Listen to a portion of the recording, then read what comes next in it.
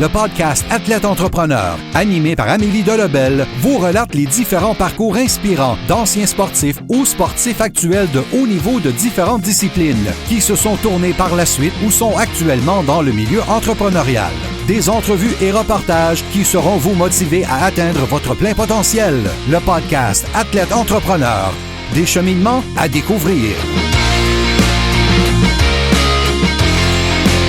Bonjour à tous, ici votre hôtesse Amélie Delebel et je suis très heureuse de vous accueillir sur mon podcast Athlète Entrepreneur pour cet épisode 052. Athlète Entrepreneur est un podcast qui a pour but de motiver les athlètes ou anciens athlètes qui souhaitent se lancer en affaires.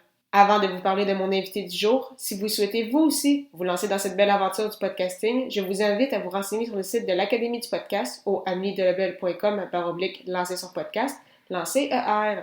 Le lien sera disponible dans les notes de cet épisode. Aujourd'hui, j'ai la chance de discuter avec Yann Pavel-Laplante, un jeune retraité du hockey qui n'est pas resté longtemps hors de la patinoire. En effet, cet ancien de la LHJMQ qui a été un show de 3e ronde des Coyotes de Phoenix, aujourd'hui Coyotes de l'Arizona, en 2013, a fondé il y a quelques mois à peine son camp Suma HD. Sans plus attendre, je vous laisse à cette entrevue avec Yann Pavel-Laplante. Bonne écoute! Alors, je suis actuellement avec mon invité du jour, Yann Pavel-Laplante. Salut Yann, comment ça va? Ça va bien, toi? Ça va très bien, merci beaucoup. Alors, première question, est-ce que tu peux nous expliquer ton parcours dans le monde du hockey de tes années mineures jusqu'à, la fin de ta carrière? Moi, je suis originaire de Sainte-Martine. J'ai joué mon hockey mineur là-bas. J'ai joué mon midget 3 à Châteauguay.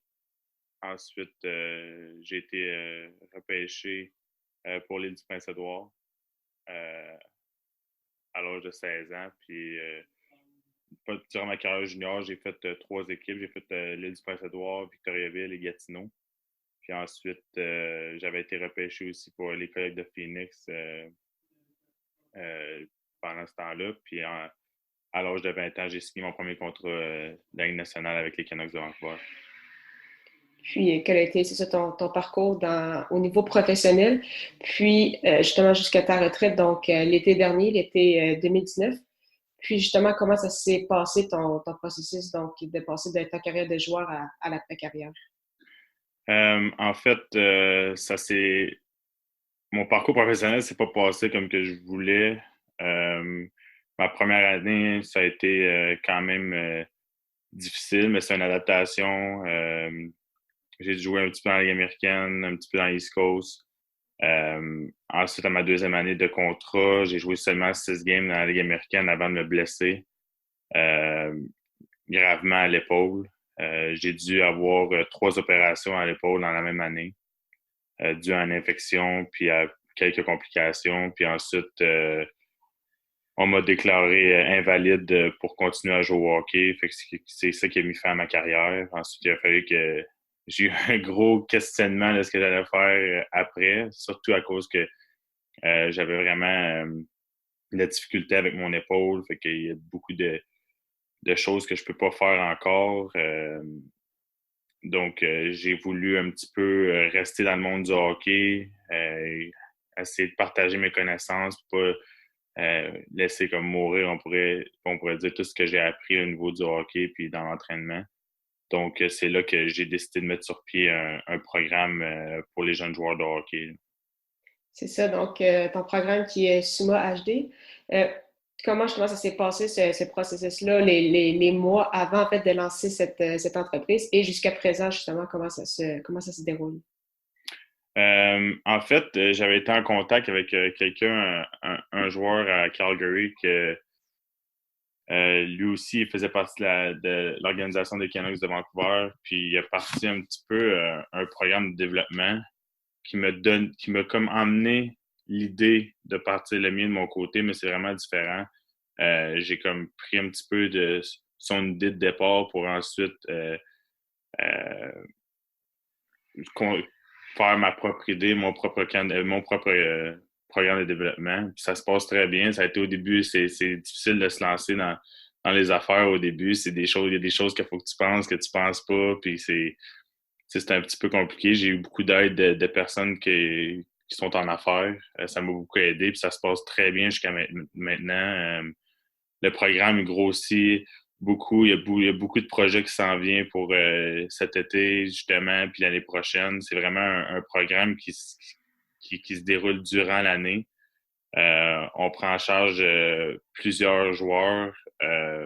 En fait, on a une limite de 5 parce qu'on veut vraiment que le programme soit personnalisé. Au début, on a commencé par penser à avoir 20 joueurs, mais on s'est dit pourquoi pas rapetisser le groupe et avoir un plus gros, personnaliser encore plus le programme, justement, pour chacun.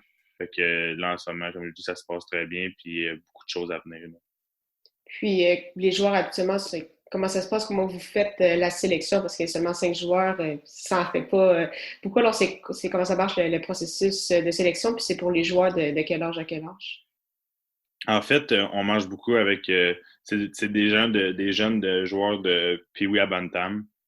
Euh, le processus de sélection est vraiment par rapport à l'horaire, par rapport à c'est quoi les disponibilités des joueurs, parce que c'est pendant une saison, il y en a qui sont dans un programme études, sont dans un programme euh, d'écoles qui font en sorte que l'horaire est vraiment dur. Ça serait insensé déjà qu'un joueur pratique 5 fois semaine, il rajouter une pratique de plus par semaine, 2 fois dans la journée, c'est insensé, surtout pendant la saison. Fait que on essaie de justement adapter le programme à chacun. Puis c'est comme je dis, c'est ça, c'est pas pour tout le monde, mais les gens qui veulent faire partie du programme, c'est vraiment un horaire qui est quand même chargé, mais qui est bien adapté selon leur propre horaire pour pas que les joueurs soient fatigués, pour que les joueurs justement ils performent très bien dans leur saison. Là. Puis, ça a été quoi jusqu'à présent ton plus grand défi à ce niveau-là? Puis, qu'est-ce que tu en as retiré par la suite? Le plus gros défi, je pense que c'est justement au début, c'est sûr que tu pars un programme puis tu penses que tout est correct, puis tout va bien, puis ça va. Mais quand tu arrives, puis que il faut que tu t'adaptes aux horaires des jeunes, mais c'est pas si facile de trouver la glace, c'est pas si facile, mais j'ai réussi à trouver des moyens d'en trouver, puis je vois vraiment mon programme fait en sorte que je vois le jeune joueur 1 fois par semaine sur la glace, fait que c'est vraiment peu importe, moi je me déplace puis on trouve des solutions, puis il y a vraiment pas eu de gros défis ou gros problèmes jusqu'à présent, mais c'est vraiment le plus gros challenge, c'est ça d'essayer que tout fonctionne ensemble là, avec les horaires, puis mais à date ça se passe super bien jusqu'à présent. C'est quoi tes objectifs pour les prochaines années en lien avec ton école de hockey? Puis, est-ce que tu as également d'autres projets où tu veux vraiment te concentrer sur Sumo HD? En fait, le programme en tant que tel est fait, comme je disais, pour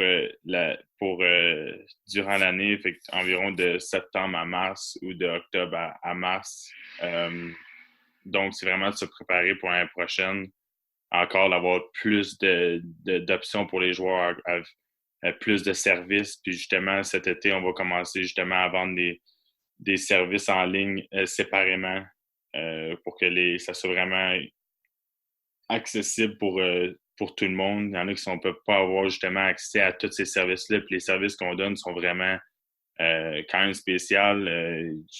Une partie de mon programme, justement, vu que moi, j'ai vécu la retraite, on pourrait dire, du hockey professionnel et tout, le programme consiste à donner une chance à ces joueurs-là, les joueurs qui prennent la retraite, d'avoir une deuxième option qui s'offre à eux. Puis j'ai déjà contacté plusieurs joueurs professionnels, plusieurs amis qui justement sont vraiment intéressés à faire partie de ça parce que je pense que ça peut donner vraiment gros.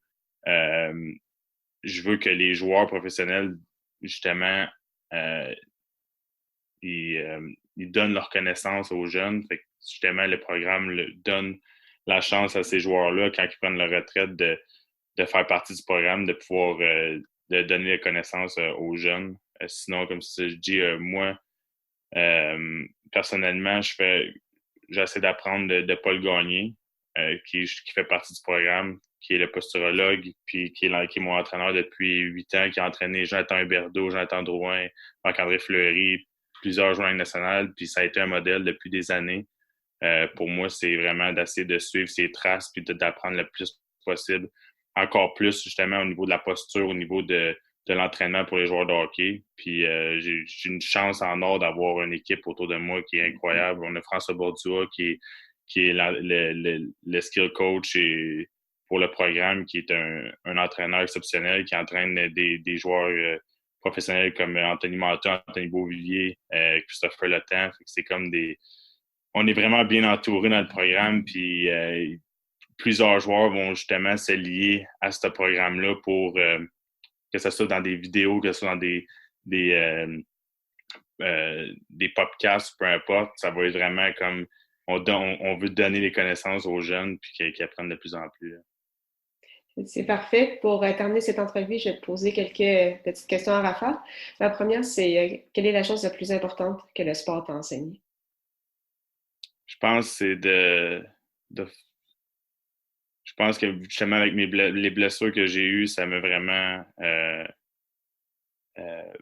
permis de me renforcer mentalement. Ça a été vraiment c'est des choses des fois que tu contrôles pas, puis c'est pour moi, ça m'a aidé mentalement à bâtir une confiance, puis de voir qu'il y a le positif face à des situations comme justement la blessure. Je pensais jamais comme après, j'ai été 2 ans en rehab, puis je savais pas quoi faire, puis justement après ça a amené que j'ai eu un enfant, je me suis installé. Si j'aurais pas eu cette blessure-là, ben ça serait pas arrivé. Fait que là, je suis rendu avec ma blonde, un enfant, puis justement un endroit un condo. Fait que c'est sûr qu'on voit le positif dans tout ça. Quel est ton plus beau souvenir sportif? Les médailles d'or qu'on a gagnées avec l'équipe Canada des moins de 18 ans. Qu'est-ce que tu avais vraiment toute l'expérience au grand complet ou vraiment plus la finale, le feeling de gagner la médaille d'or? C'est vraiment le feeling de gagner la médaille d'or. J'étais entouré des gars. Pendant les deux tournois que j'ai joués, j'étais entouré de Connor McDavid, de McKinnon, Drouin, Max Domi. J'étais entouré de tous ces bons joueurs-là. Puis ça m'a donné une expérience incroyable. Puis des souvenirs aussi mémorables. Puis ma dernière question, c'est quel serait en fait ton meilleur conseil pour un athlète ou un ancien athlète qui aimerait ça se lancer également en affaires? C'est de travailler fort, quand tu es un athlète, tu travailles fort puis tu veux pour réaliser tes rêves, mais c'est la même chose au niveau de se lancer en entreprise. Si tu as un rêve, si tu as un but, ben fonce, puis pas peur de prendre des chances. Puis c'est justement ça que moi j'ai fait. J'ai pris une chance, puis j'ai fait confiance en moi puis à mon équipe qui est autour de moi. Puis en ce moment, je vis un deuxième rêve qui est incroyable. Mais c'est parfait, mais merci beaucoup pour ton temps, Yann. C'était vraiment très, très apprécié. Merci beaucoup. Merci beaucoup encore une fois à Yann Pavel-Laplante pour son temps et en souhaitant que vous ayez aimé ce 52e épisode officiel d'Athlète Entrepreneur. Pour mes futures émissions, si vous souhaitez entendre certains invités en particulier ou si vous avez des commentaires, suggestions ou questions en lien avec mon podcast, vous pouvez répondre à un court questionnaire de 2 questions au amidelabel.com/sondage. Au plaisir de lire vos suggestions et comme toujours, pour écouter mes dernières entrevues, rendez-vous sur mon site internet au amidelabel.com/podcast. Merci encore une fois pour votre confiance et à la semaine prochaine pour une autre entrevue.